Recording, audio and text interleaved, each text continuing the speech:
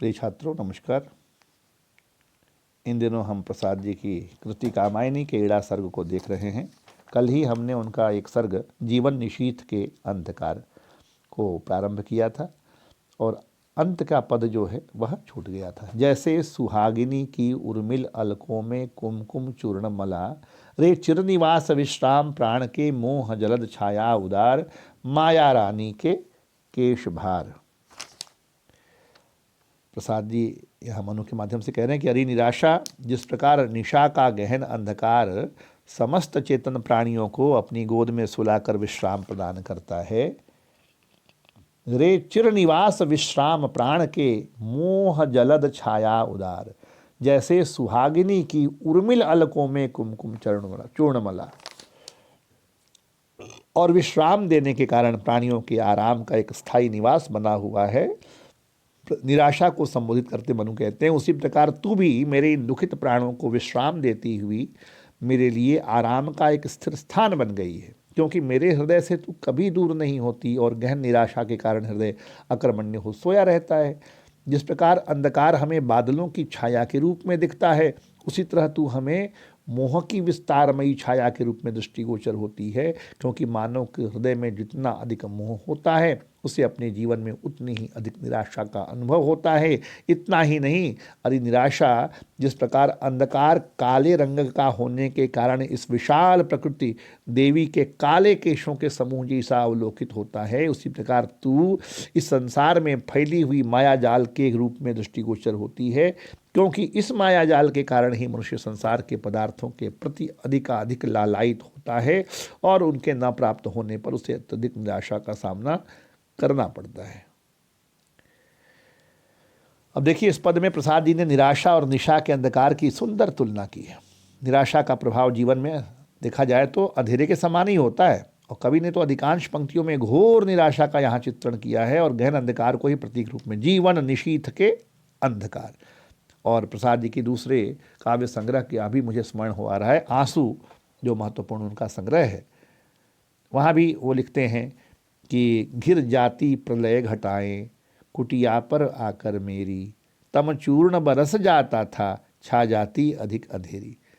तो यहाँ प्रसाद जी ने निशीथ के अंधकार के सुंदर बिंब के माध्यम से मनु की निराशा का, जलनिधि के बिंब द्वारा निराशा की गहन स्थिति का, क्षीण अरुण रेखा और ज्योति कला के बिंब के माध्यम से ममत्व एवं मोह का, और माया रानी के केशबार के आकर्षक बिंब द्वारा निराशा का चित्रण किया है, सशक्त चित्र अंकित किया है।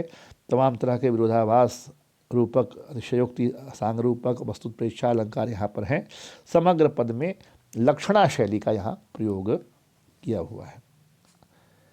और फिर एक दूसरा पद जिसका टेक जो उसका स्थाई है वह यही है जो आप पहले पढ़ चुके हैं, यानी जीवन निशीथ के अंधकार।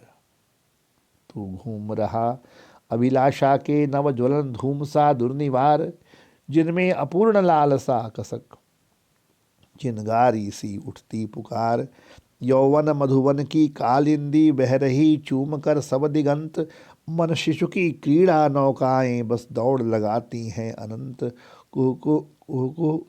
कुहकिन अपलक दृग के अंजन, हंसती तुझ में सुंदर छलना, धूमिल रेखाओं से सजीव चंचल चित्रों की नवकलना, इस चिर प्रवास श्यामल पथ में छाई पिक प्राणों की पुकार, बन नील प्रतिध्वनि नव अपार, जीवन निशीथ के अंधकार।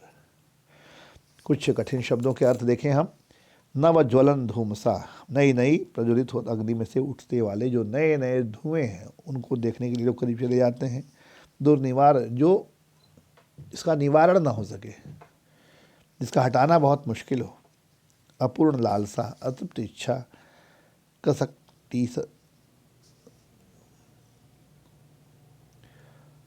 टीस पुकार करा, मधुवन, मधुवन प्रदेश का वह वन जिसमें मधु दैत्य रहता था और जहाँ शत्रुघ्न ने मथुरा नगरी बसाई थी। कालिंदी, यमुना नदी को कहते हैं। दिगंत, दिशाओं के छोर, दिग अंत, जहाँ दिशा का अंत हो जाता है। मन शिशु, मन रूपी बालक, क्रीड़ा नौकाएं, मनोरंजन या खेल के लिए या सैर करने के लिए चलने वाली नावें, अनंत, जिसका कोई अंत न हो, अनेक, असंख्य, कुहुकिन, माया अथवा जादू चलाने वाली स्त्री, अपलक दृग, खुली हुई आंखें, एक टक देखती हुई आंखें, अपलक नव कलना नई रचना, चिर प्रवास सदा के लिए प्राप्त हुआ विदेश, चिर प्रवास। श्यामल पथ हरा भरा मार्ग अलंकार, पिक प्राण यानी कोयल रूपी प्राण, नील प्रतिध्वनि वेदना और पीड़ा की गूंज। जीवन निशीथ के अंधकार, तू घूम रहा अभिलाषा के नवज्वलन धूम सा दुर्निवार। मनु अब फिर से जीवन में फैली हुई निराशा की तुलना किससे कर रहे हैं? रात के अंधकार से करते हैं और कहते हैं कि अरे निराशा, तू मेरे जीवन में आधी रात के अंधकार की भांति व्याप्त है। जीवन निशीथ के अंधकार, तू घूम रहा अभिलाषा के नवज्वलन धूम सा दुर्निवार।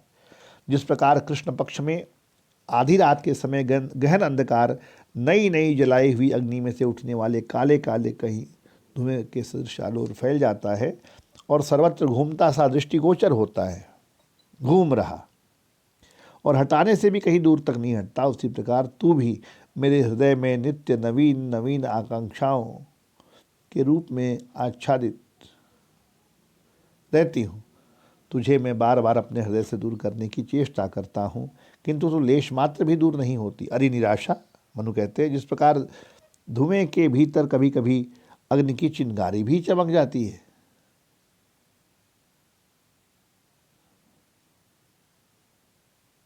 यह आप यहाँ देखें कि जिस प्रकार तुझे मैं बार बार अपने हृदय से दूर करने की चेष्टा करता हूँ, किंतु तू लेश मात्र भी दूर नहीं होती। अरे निराशा, जिस तरह धुएं के भीतर कभी कभी अग्नि की चिंगारी भी चमक कर उठती हुई दृष्टिगोचर होती है, उसी तरह मेरे हृदय में भी इच्छा के पूर्ण न होने से कसक से भरी हुई कराह उठती है। अरे निराशा, जिस प्रकार सावन भादों के मास में मथुरा के अंदर यमुना नदी दूर दूर तक जल प्रवाहित करती हुई तीव्र गति से चलती है और शाम के समय बालकों के समान चंचल तथा विनोद स्वभाव वाले व्यक्ति मनोरंजन अथवा यौवन मधुवन की कालिंदी बह रही चूम कर सब दिगंत, मन शिशु की क्रीड़ा नौकाएं बस दौड़ लगाती हैं अनंत। और शाम के समय बालकों के समान चंचल तथा विनोदी स्वभाव वाले व्यक्ति मनोरंजन अथवा सैर के लिए अपनी अपनी नावों पर सवार होकर उन्हें तीव्र वेग से दौड़ाया करते हैं, उसी प्रकार मेरे शरीर में भी यौवन की धारा अत्यंत तीव्र वेग से प्रवाहित हो रही है, जिसमें मेरा चंचल तथा विनोदी मन अनेक तरह की आकांक्षाओं पर सवार होकर दौड़ लगाता रहता है।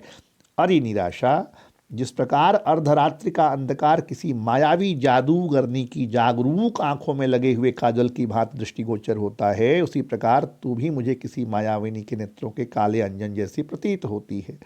और जिस प्रकार जादूगरनी की काली काली आंखों में दूसरों को छलने की सुंदर भावना साफ साफ दिखाई पड़ती है, उसी प्रकार तेरे अंदर भी मुझे अपने जीवन को छलने की सुंदर भावना मुझे साफ साफ दिखाई पड़ रही है, जिससे तू बराबर मेरे जीवन को छलती आ रही है। फिर निराशा को संबोधित करते हुए मनु कहते हैं कि जिस प्रकार हमें रात का अंधकार धुंधली रेखाओं से निर्मित की गई एक सजीव तथा चंचल चित्रकला के रूप में दिखाई पड़ता है, वैसे ही तू भी मुझे स्मृतियों की धुंधली रेखाओं से निर्मित एक ऐसी नई रचना के रूप में दिखाई पड़ती है जिसमें सजीवता भी है और चंचलता भी। इतना ही नहीं, धूमिल रेखाओं से सजीव चंचल चित्रों की नवकलना, इस चिर प्रवास श्यामल पथ में छाई पिक प्राणों की पुकार, बन नील प्रतिध्वनि नभ अपार। इतना ही नहीं, अरे निराशा, जिस प्रकार रात का अंधकार कोयल की उस पुकार के समान चारों ओर छाया हुआ होता है, जो मधुर और प्रिय गूंज बनकर पूरे आकाश में व्याप जाती है और जो बहुत दिनों से परदेश में रहने वाले किसी वियोगी को हरे भरे पथ में सुनाई पड़ती है, उसी प्रकार तू भी मेरे प्राणों की पीड़ा से भरी पुकार के सदृश मेरे हृदय में छा गई है और पीड़ा की गूंज बनकर तू अनंत काल से परदेश में भटकने वाले और अंधकार में मार्ग पर चलने वाले मुझे दुखित व्यक्ति को चारों ओर सुनाई पड़ रही है। प्रसाद जी ने अर्धरात्रि के अंधकार के सशक्त और सजीव बिंब के द्वारा निराशा के अनेक अनुपम चित्र इस पद में दिखाए हैं। इसमें भाव साम्य, रंग साम्य भी विद्यमान है। यह बिंब अत्यधिक भव्य और उदात्त किस्म के हैं। संपूर्ण पद ये मालोपमा अलंकार में है। अलग अलग रूपक भी हैं, श्लेष भी है, रूपक के अनेक रूप यहाँ पर आपको दिखाई पड़ेंगे। तो इस तरह से प्रसाद जी का यह एक महत्वपूर्ण पद है। जीवन निशीथ के अंधकार, जिसको आपने पढ़ा, तो घूम रहा अभिलाषा के नवज्वलन धूमसा दुर्निवार।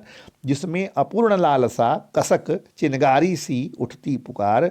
यौवन मधुबन की कालिंदी बह रही चूम कर सब दिगंत, मन शिशु की क्रीड़ा नौकाएं बस दौड़ लगाती हैं अनंत। कुहकिनी अपलक दृग के अंजन हस्ती, तुझ में सुंदर छलना, धूमिल रेखाओं से सजीव चंचल चित्रों की नवकलना।